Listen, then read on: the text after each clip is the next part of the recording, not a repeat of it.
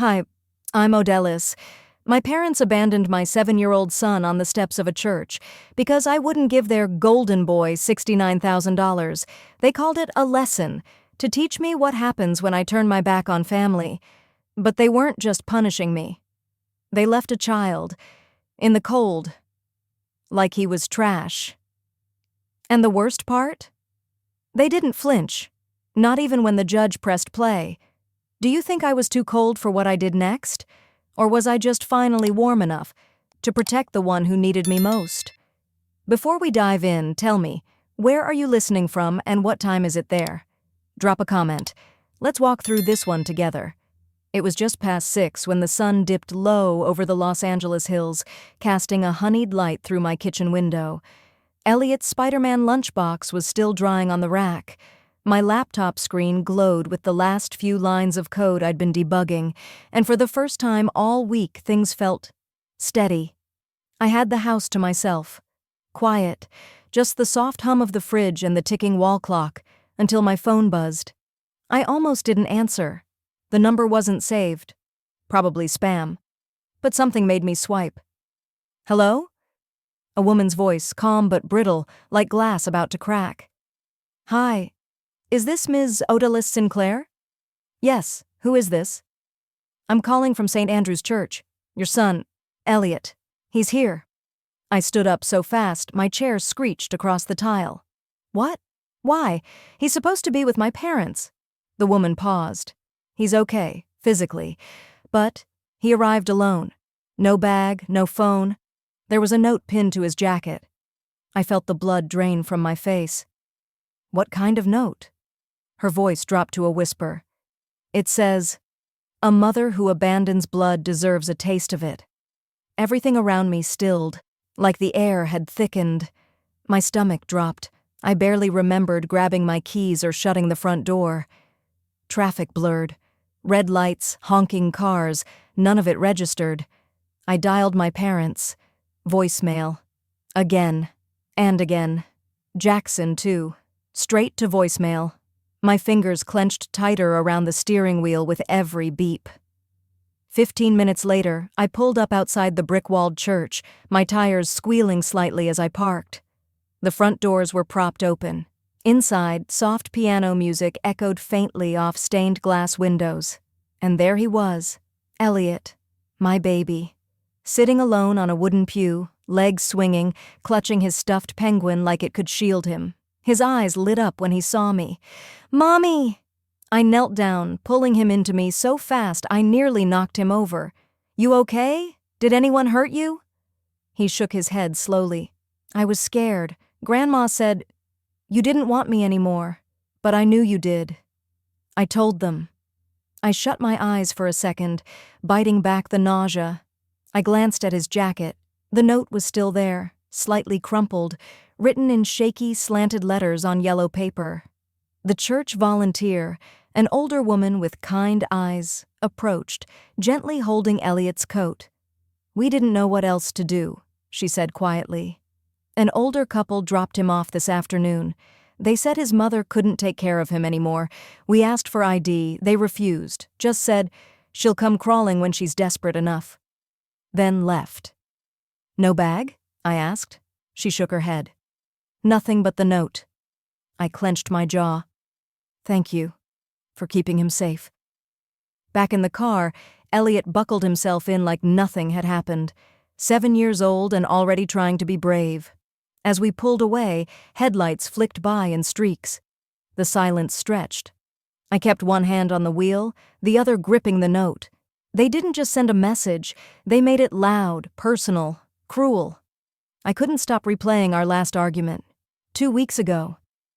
We were sitting at the big dining table at my parents' house. Elliot was in the backyard with Jackson's twins laughing. Meanwhile, my father had that look, chin lifted, voice clipped. "You need to wire Jackson $69,000, he said flatly. "His business needs it. Family supports family." I laughed. I actually laughed. "Are you serious? I'm still paying off Elliot's medical bills from last year. And didn't Jackson just remodel his kitchen?" My mother pursed her lips like she'd bitten into something sour. "You know how much pressure your brother is under?" Do you think you'd have your career if it weren't for us?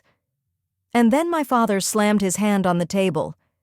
You're just a bitter girl who got lucky. Jackson is our legacy.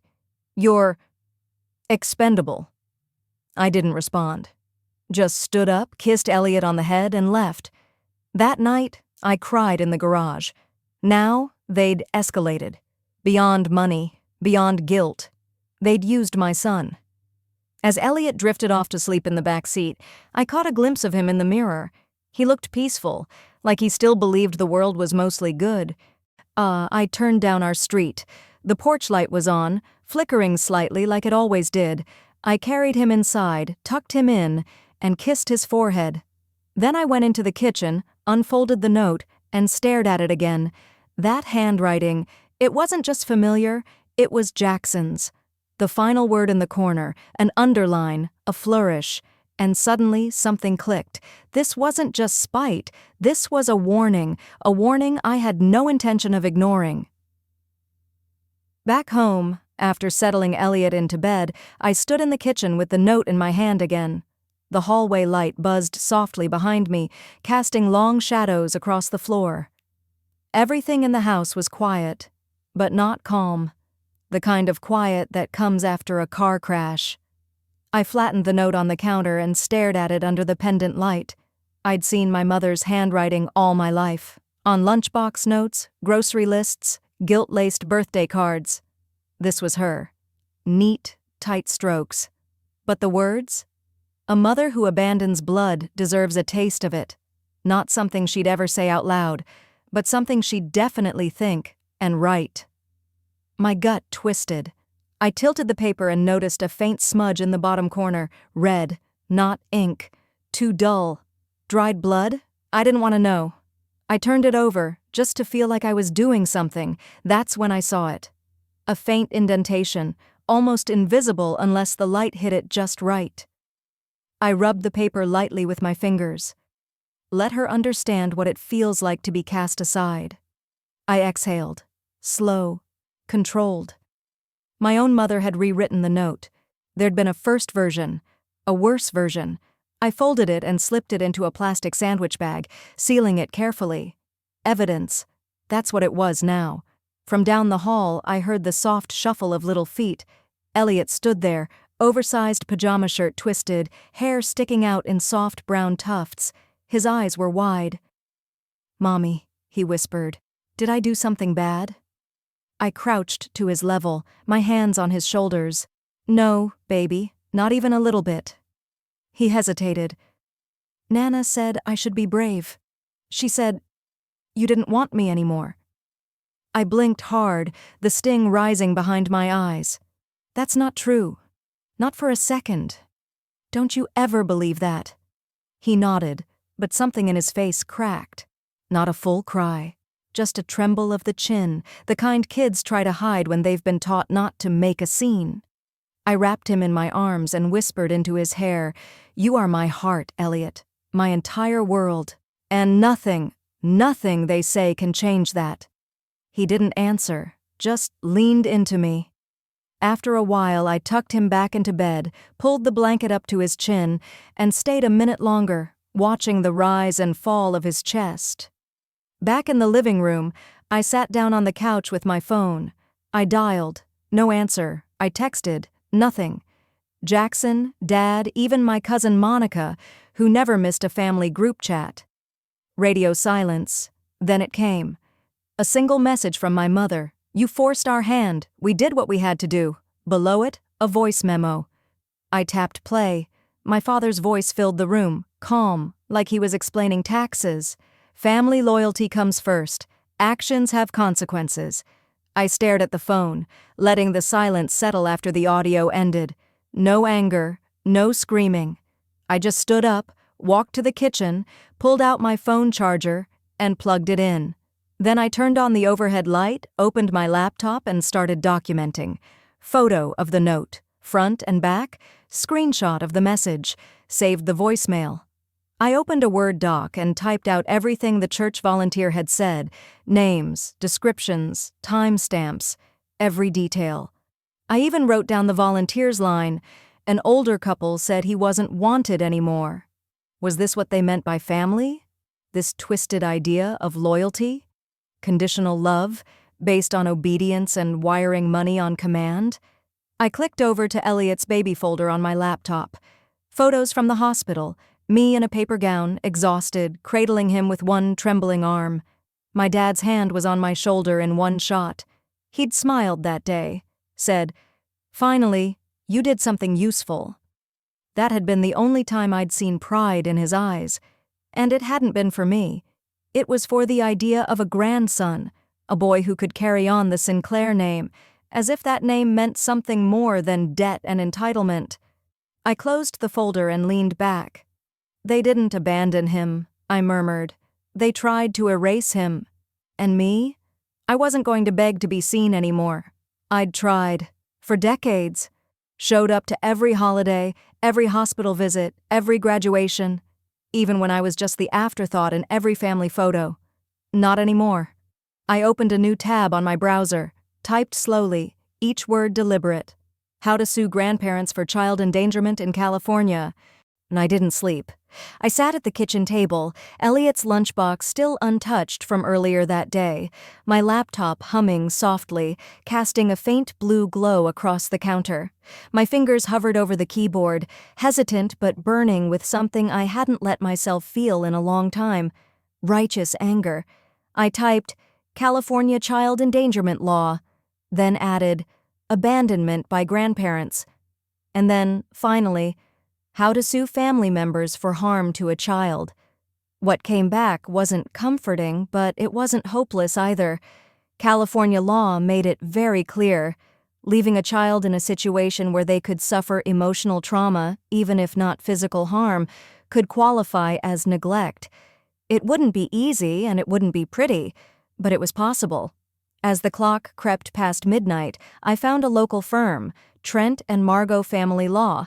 Reviews described them as relentless, especially in cases involving family betrayal and marginalized parents. One name kept appearing in testimonials, Harlow Trent. By 1:40 a.m., I had filled out the consultation form and submitted it. I attached a scan of the note, screenshots of the text messages, and added a brief summary. "My parents left my child behind at a church, then blamed me. They've done worse before. I need help."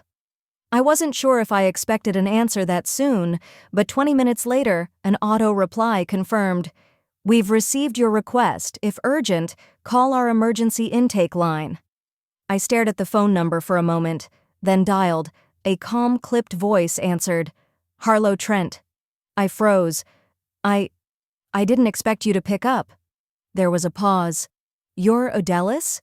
"Yes." "Tell me what happened." So I did. I walked him through the whole thing, from the church to the note to Elliot asking if he had done something wrong. My voice didn't shake, though I could feel the heat building in my throat. I didn't cry. Not this time. When I finally stopped, Harlow was silent for a moment, then he said very quietly, "They didn't just abandon your son, they broadcasted a message that you're disposable, that he's collateral." That word stuck in my chest, collateral. "I'll take your case," he continued, "if you're ready for what it means. Going after blood isn't clean. It's war, and it changes everything." I didn't even hesitate. "I'm in." He scheduled our first meeting for 9 a.m. sharp at his office in Ventura. I closed my laptop, stretched my aching back, and tiptoed down the hall to check on Elliot. He was curled under his dinosaur blanket, thumb barely grazing his cheek, fast asleep. Safe. For now. By the time the sun broke the horizon, I was already in the car. Elliot dropped off with Ms. Ramirez, the older neighbor who adored him. I told her we had a meeting about school issues. I wasn't ready to explain the full story just yet. Trent's office was tucked in a modest beige building near the courthouse, lined with eucalyptus trees and worn benches that had seen their share of courthouse tears. Harlow was just as calm in person, mid-40s, dark glasses, a blue blazer, no nonsense in his tone. He gestured for me to sit, then slid a legal pad across the table. "We need history. Everything. Not just what happened this week. Anything you think might matter, even if you don't think it does." That meant paperwork, records, memories.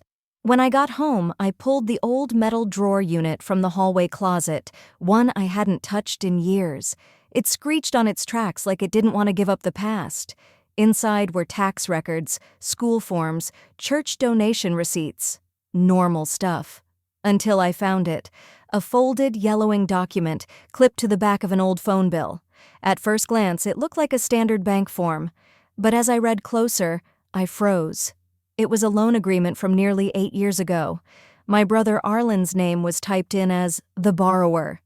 But next to it, scrawled faintly in blue ink, was mine. As guarantor, no signature, no consent, just a quiet addition in handwriting that looked eerily like my father's. The amount? $69,000. The exact same amount they asked me for just 2 weeks ago, the same sum I refused, and now this. Elliot abandoned, me blamed. I sat back, the paper trembling in my hand. It wasn't about the money. It never was. It was about obedience. They used my name before, when I didn't know better. And when I dared to say no, to protect my own son, they retaliated. My voice inside was quiet but sharp as glass. This isn't just about betrayal. This is about control. About how my parents lose their grip when I stop playing their game. The next morning, I took the document to Harlow. He read it carefully, then leaned back in his chair. "You never signed this?" "Never even saw it until last night." He didn't answer right away. Instead, he looked down at the paper again, then up at me. "We may not just have a child endangerment case," he said slowly. "We may be looking at financial fraud." I didn't respond right away to what Harlow had said. We just sat there. His office felt colder after those words, or maybe it was just me finally absorbing how deep the betrayal went. My fingertips traced the edge of the forged document, the one they never meant for me to find. The signature looked like mine. The shape of the letters was close enough to fool a bank officer, maybe even a court clerk on a rushed day. But I knew my own handwriting. I never signed this. "I want to show you something," I said, passing the page across his desk. Harlow took a long breath before picking it up. His eyes moved across the lines like a scanner. He said nothing for a moment, then reached for a desk lamp, angled it closer, and tilted the page toward the light. "You see that?" he finally said, pointing to the signature. Different pressure at the midpoint. Someone traced it, then inked over it. Sloppy, but intentional. He flipped the page to the back. Loan value, $69,000, from a regional lender, dated 2 months after your divorce finalized. That timing hit me in the chest like a slow punch. I remembered those months vividly. I was barely sleeping, eating whatever I could microwave, managing a toddler, court hearings, and a half-empty savings account. "They knew I wasn't watching," I said, my voice quieter now. "No. They counted on it," Harlow said evenly. "It's not just fraud, it's exploitation of your vulnerability." The word made me sit straighter. Exploitation, not just betrayal, not just sneakiness, but something more targeted, more calculating. Like I was some check they always expected to cash. I left the office with a new kind of stillness inside me. Not rage, not even grief. It was resolve. Controlled, chilling resolve. Back home, I let myself into the apartment and turned on only the kitchen light. The rest of the place was quiet, lit only by the soft glow of the hallway. My son's shoes were still by the front door, small, blue, slightly scuffed. I walked past them and picked up the scattered drawings he'd left on the table. Dinosaurs, a rainbow, what looked like our old backyard. One drawing showed a stick figure family, 3 people holding hands, but the third figure, me, was halfway erased, as if someone started to rub me out, then stopped. I stared at it until my eyes blurred. That's when my phone buzzed. A notification. One saved voicemail. I hadn't touched that folder in weeks. My thumb hovered, then tapped. A small voice came through the speaker, tinny and trembling. "Hi, Mommy. I miss you. Are you mad? I tried to be good. I didn't cry when they drove away. I kept my seatbelt on. I love you." I stopped breathing. My knees buckled and I sank to the kitchen floor, the phone pressed to my heart. I don't remember how long I sat there, maybe 10 minutes, maybe 2 hours. What I do remember is the thought that solidified inside me, heavier than anything I'd ever carried. This wasn't about just me anymore. This was about a child they saw as disposable, about a boy they used to punish a woman who dared say no. I stood up slowly, as if something older inside me had awakened, older than guilt, older than fear. It was something my mother used to mock, my stubborn streak. But now it felt like a spine made of steel. The next morning, I was back in Harlow's office before the receptionist had even finished her second cup of coffee. "I'm in," I said as soon as he looked up. "Whatever it takes. Family court, civil court, federal if we have to." He studied me for a moment. "You're sure? It could get ugly." "They already made it ugly," I said flatly. "I'm not fighting them to win. I'm fighting them to expose." We started with names and dates. Harlow set up a whiteboard and wrote down columns: date, event, connection, possible evidence. I dug through old boxes that night, boxes I hadn't touched in years. Tax documents, insurance forms, medical records. I found an old calendar I used to write everything in. One week in particular stood out, the week my brother called me 5 times in a single day. It was the same week I had asked my parents if they could help cover the hospital bill from my son's ER visit, and they said they couldn't spare anything right now. I circled that week in red. From there, the pattern began to take shape. The forged document? Dated 2 months after my divorce. The $69,000 demand? Identical to the forged loan. My refusal? Followed by sudden abandonment of my son. My son's voice message? Time-stamped hours after they'd driven away. "You're building a story that tells itself," Harlow said, leaning over the board. "This wasn't random. This was sequential, coordinated."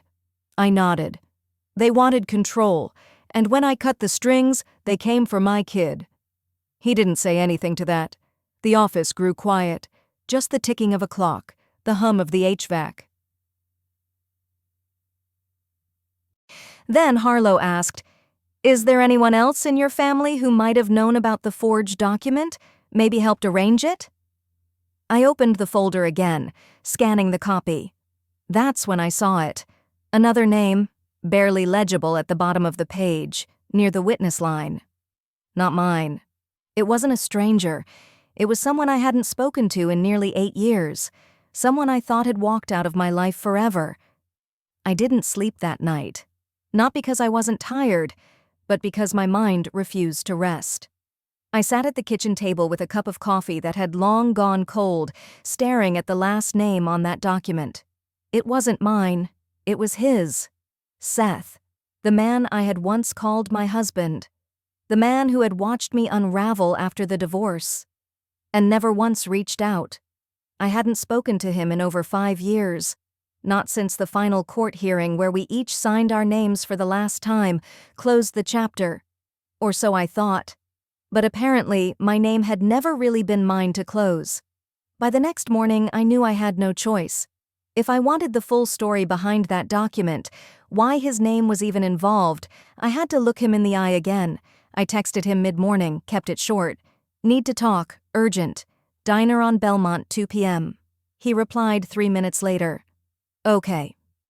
I arrived 10 minutes early.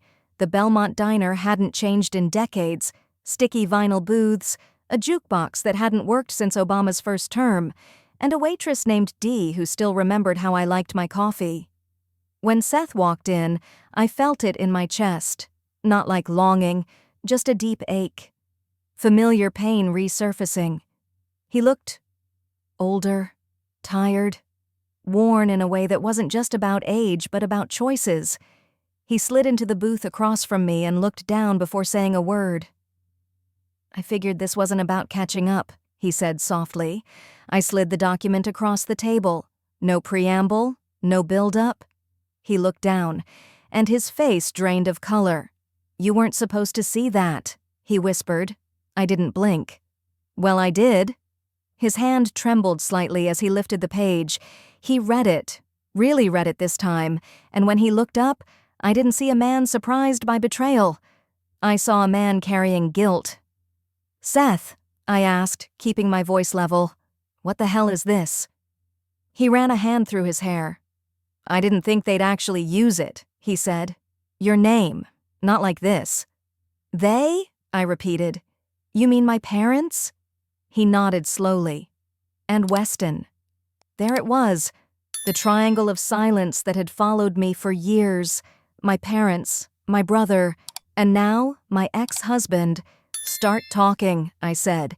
He leaned back, breathing heavily, like the weight had finally gotten too much to carry alone. "Your dad came to me after the separation, said Weston was in trouble, he'd made some bad calls, had a failing business deal hanging over him. Your mom played it off like it was no big deal, just a bump." "And they wanted you to co-sign a loan," I said. "Yeah. They said it was a bridge loan. 30,000. Said if we all just pitched in, it would get Weston out of trouble and everything would settle down. Your dad, he dangled this deal in front of me. Said he knew my landscaping company was drowning. Said he'd help, underwrite some equipment loans, even bring me on to help manage properties if I agreed." "And you agreed?" He nodded. "They said you'd already agreed too," he added quickly. "That it was all just paperwork, backup, nothing more, just a formality." My stomach turned. "I never agreed to anything." "I know that now," he said. "Back then, I needed the help, and I wanted to believe them." I stared at him for a long moment. "They used my name." "They forged it," he said quietly. "I didn't see the original signature. They just told me it was handled, and I didn't ask." There was silence between us. Not the cold, cutting silence of enemies, but the weighted quiet of two people who had once shared a life and now shared something else. Regret. I shifted forward. "You knew. For years. And you didn't tell me." "I thought they'd pay it off. I thought it wouldn't touch you. I thought if it helped Weston, maybe the family would finally stop circling the drain." I shook my head. "No, it didn't help him. And now they're demanding I pay back 69,000. That's the same loan, isn't it?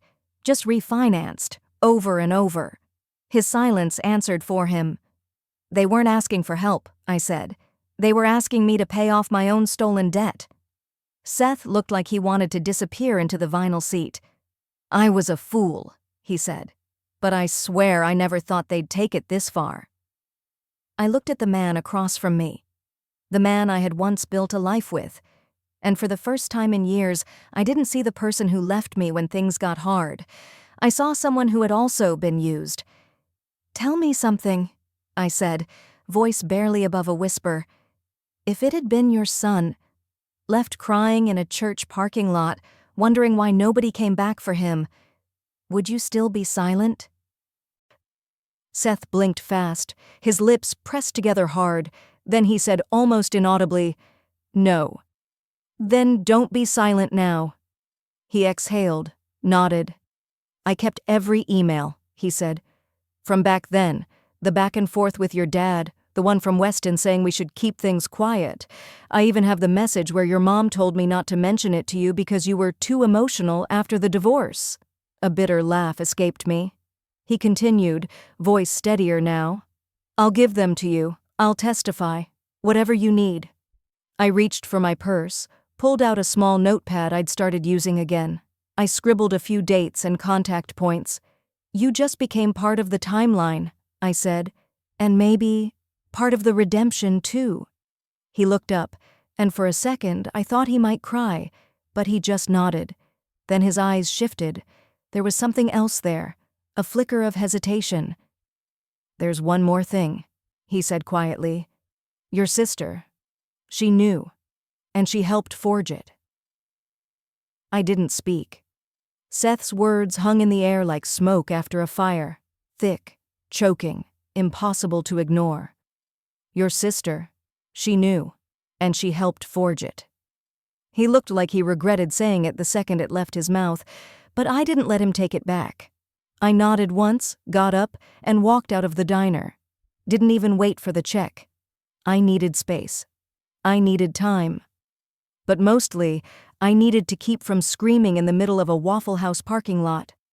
On the drive home, I gripped the steering wheel so tight I could feel the tension in my jaw pulse all the way down to my fingertips.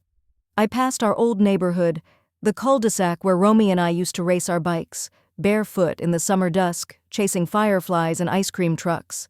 Back when we shared secrets under blankets and Pinky swore that we'd always protect each other. Now all I could see was a lie carved into every memory. That night, I sat alone at the edge of my bed, staring out the window while Jaden slept down the hall. My mind kept looping through every sister moment, the times she brushed my hair before dances, the way she used to call me "Oh" in a way no one else could, the birthday card last year with, "No matter what, always your sister." It was all poisoned now. "You didn't just steal from me," I whispered to the dark. "You rewrote who I was." And then I got up. I didn't need more memories. I needed truth. So I texted Seth just 2 words. "What lawyer?" By mid-morning, I was in a modest office tucked between a dry cleaner and a real estate agency. No fancy logos, no glass doors, just quiet competence and a lawyer named Dana Beckman, who looked like she'd sent more people to federal court than she cared to count. Seth had called ahead. Dana didn't ask me to retell everything. She just gestured to a folder on her desk. I pulled the digital logs. This, she flipped open a document, is the IP address that accessed the loan portal on the day of the signature. She turned her screen toward me. There it was. A login from Romy's home network. Timestamps matching the moment the consent box was checked. A copy of the e-signature captured, nearly perfect, but not mine. Dana tapped the screen. "And this? That's metadata embedded in the PDF, shows who filled it out and when. Your sister. It's not just fraud, it's federal." I sat back in my chair. My ears were ringing. "She forged my name," I said flatly. Dana didn't blink. "Yes. And the loan was submitted through a multi-state financial processor. That makes it an interstate fraud case." The room spun. Just a little. "You're saying this could be criminal?" Dana nodded. "We're looking at felony charges if we move forward.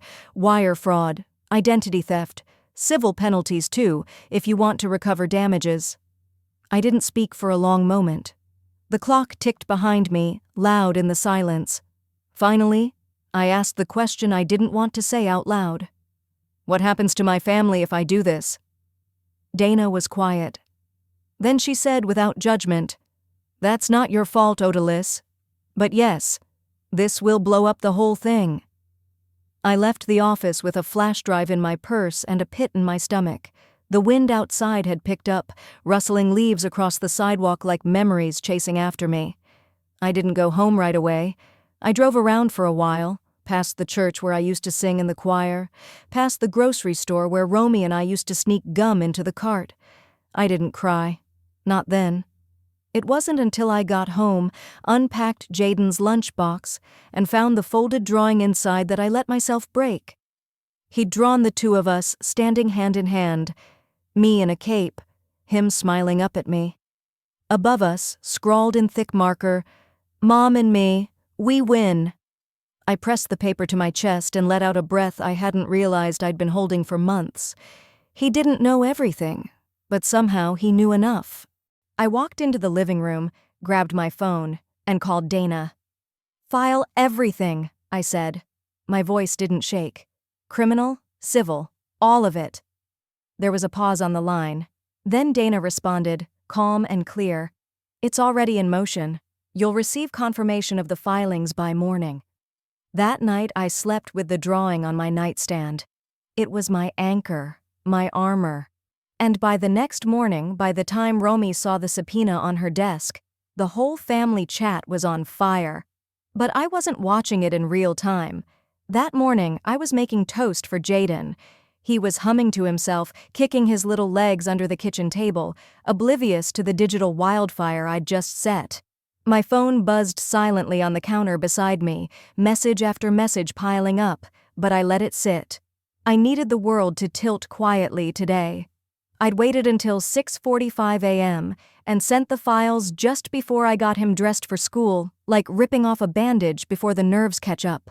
One screenshot at a time, Romy's IP log, the time-stamped access, the forged signature beside mine in PDF form, the loan agreement, a short message attached. Since no one asked me what happened, I thought you should know. At first it was dead quiet, the kind of quiet that hums in your ears. Then came the pings. Not to me, at least not directly. Just reply after reply to the thread. Wait, what is this? From Uncle Ben. You're misunderstanding the documents, Romy wrote first. Looks like her name, her login, her address. What's to misunderstand? Another cousin chimed in. Then Mom, honey, this is still family. Do we really have to do this publicly? And Dad, you're really doing this to your own blood?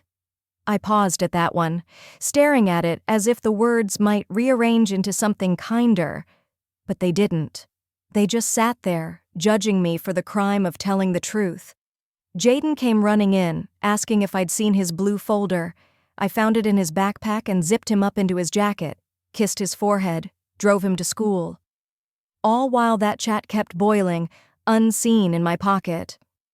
After dropping him off, I parked in the grocery store lot and just sat there. The sky was a dull gray, early clouds rolling in. I opened Facebook. I hadn't posted publicly in over a year, but I tapped Create Post and wrote with the steadiest fingers I could. I've debated for weeks whether to say this, not to vent, not for pity, but because silence protects harm. When I was in another state working, someone in my own family signed my name and stole my consent. It wasn't just money, it was my identity. And what breaks me more is that it happened days after I'd been told I wasn't a real part of this family, told I didn't matter, not even as a mother trying to raise a good boy in peace. I've stayed quiet a long time, but my son deserves to know that silence isn't strength when it protects cruelty. I didn't name Romy. I didn't name anyone, but I hit post and locked my phone again. By noon, I had over 400 reactions. My inbox was full. Some messages were short. Saw your post, I'm so sorry. Others were longer. Odellis, I always wondered what really happened after that family trip. Thank you for telling the truth. My daughter went through something similar. Your strength means more than you know. There was one from my old church group, someone I hadn't spoken to in years. I forwarded your post to the board. I hope you don't mind. Some things can't be ignored anymore. And they didn't ignore it. That evening, the church board released a quiet statement, removing both of my parents from volunteer duties, pending a review of community ethics alignment. No names, but we all knew. Even Jaden's school called. The principal herself asked if we were okay. Several parents reached out, she said. Your post really moved them. If Jaden ever needs support, counseling, mentorship, please know we're here.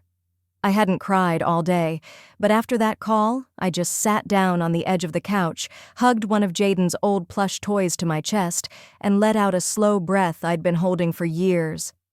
At 9:17 p.m., I got a text. Romy, you just ruined everything. I hope you're happy. I stared at the words, and I imagined her face, scrunched up in disbelief, in outrage, in fear. Not once had she asked me if it was true, just like everyone else. I typed slowly. I'm not happy, I replied, but I'm finally not scared. I didn't block her. I didn't answer again. The night passed without another word. The house was quiet. Jaden slept peacefully down the hall, unaware of the storm beyond our four walls. But at 5:38 a.m., just as the sky was beginning to shift from charcoal to steel blue, I heard the knock. 3 short raps on the front door. I pulled on my robe, stepped quietly through the hallway and opened it. No one was there. Just a manila envelope sitting neatly on the mat, my name handwritten across the front in a sharp, practiced script. And inside? The knock wasn't frantic or loud. It was quiet, measured, just firm enough to feel intentional. I slipped out of bed, still in my robe, heart already thudding like it knew something before I did. The sky outside was still dark, that soft gray before sunrise. When I opened the door, the delivery guy didn't meet my eyes. He handed me a manila envelope, had me sign, then walked off without a word. Back inside, I sat on the couch, the envelope untouched in my lap. I didn't need to open it to know it wasn't just another bill or notice. I knew who it was from. I knew exactly what they'd done, but I opened it anyway. Custody petition, filed by Romy and her husband. It was all there in legalese. Claims that I was mentally unfit, emotionally unstable, and intentionally alienating Jaden from his extended family. They even referenced my Facebook post, calling it public evidence of deteriorating emotional health.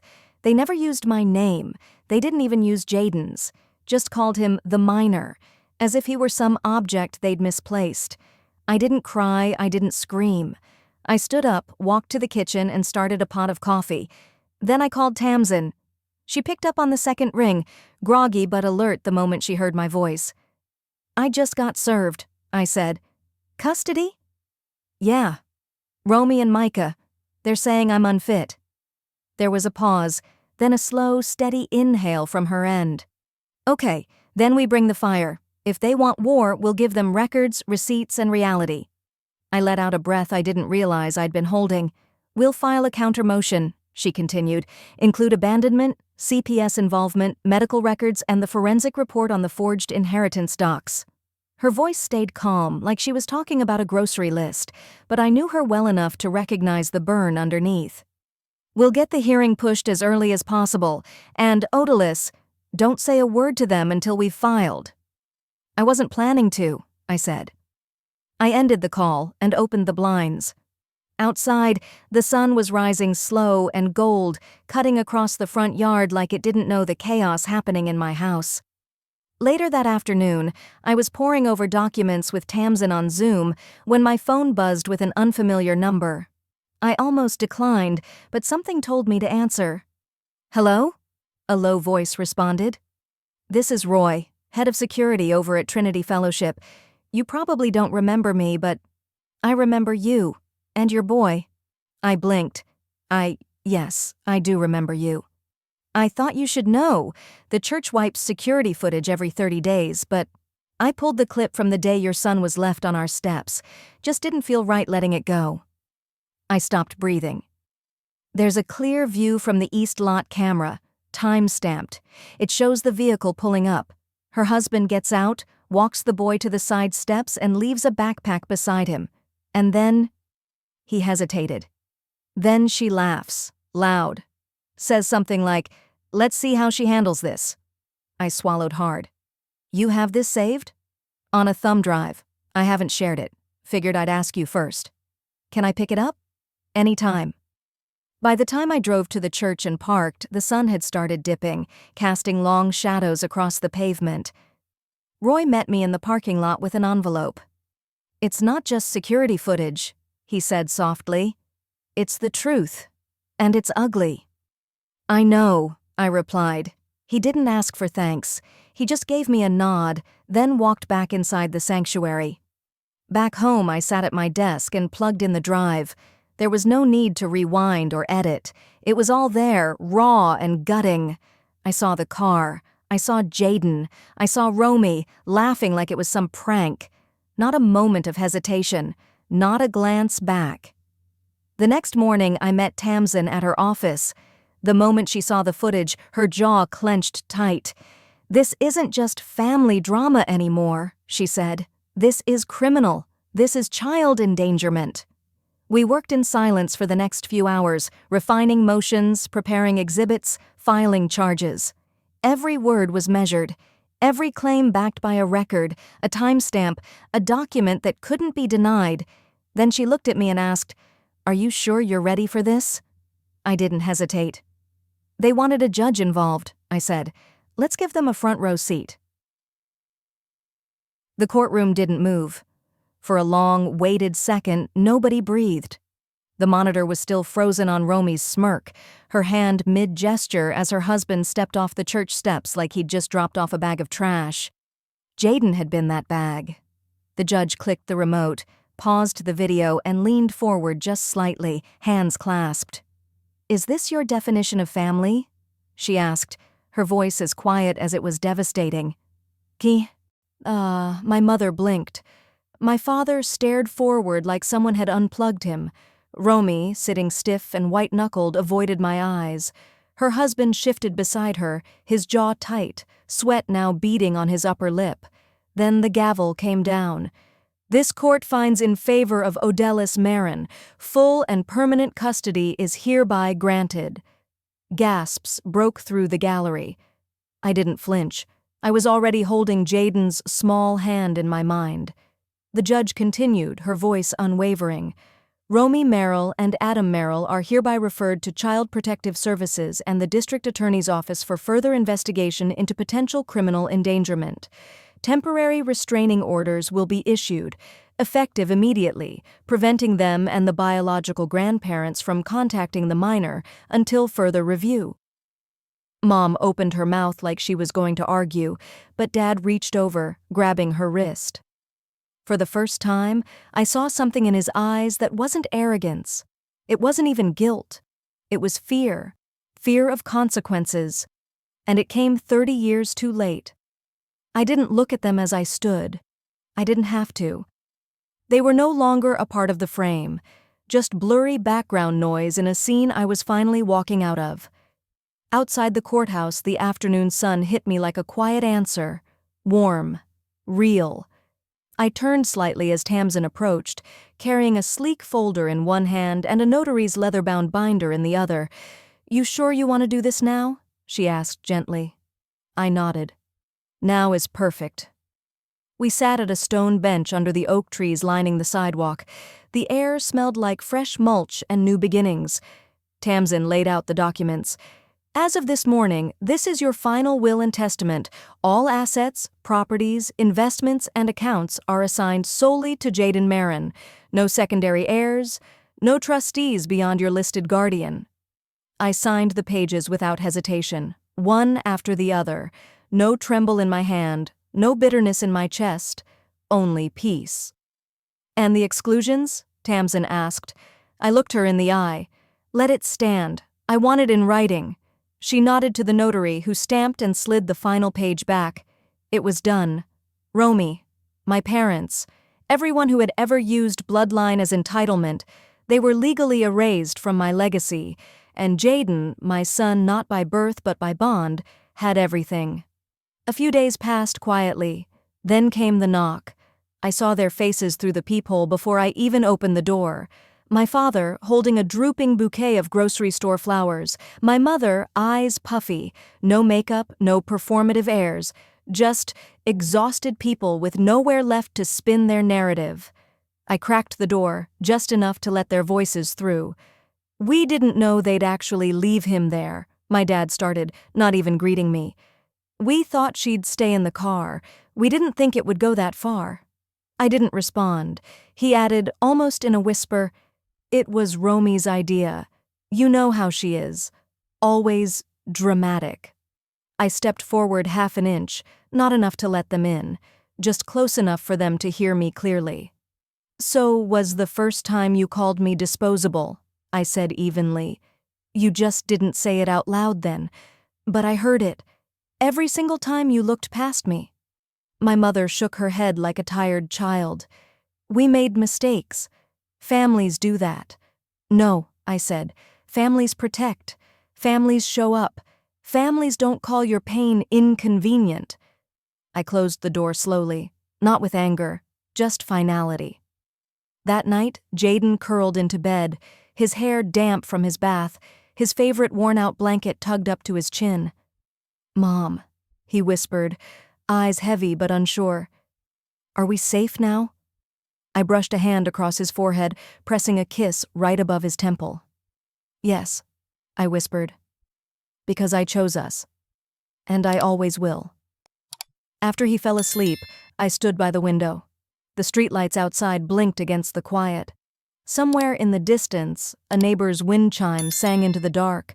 I didn't feel victorious. I felt light. Not empty, not angry, just light. Because I had finally stopped waiting, stopped explaining, stopped needing someone else's approval to feel like I mattered. I had chosen him. And in the process, I'd finally chosen me. Forgiveness isn't always the path to peace, I said softly, my own voice surprising me in the stillness. Sometimes it's simply walking away and never turning back toward those who thought your child was a lesson. Do you think I was too cold? Or just finally warm enough to protect the one who needed me most? Some ties are sacred, some are strangling, and some deserve to be cut for good.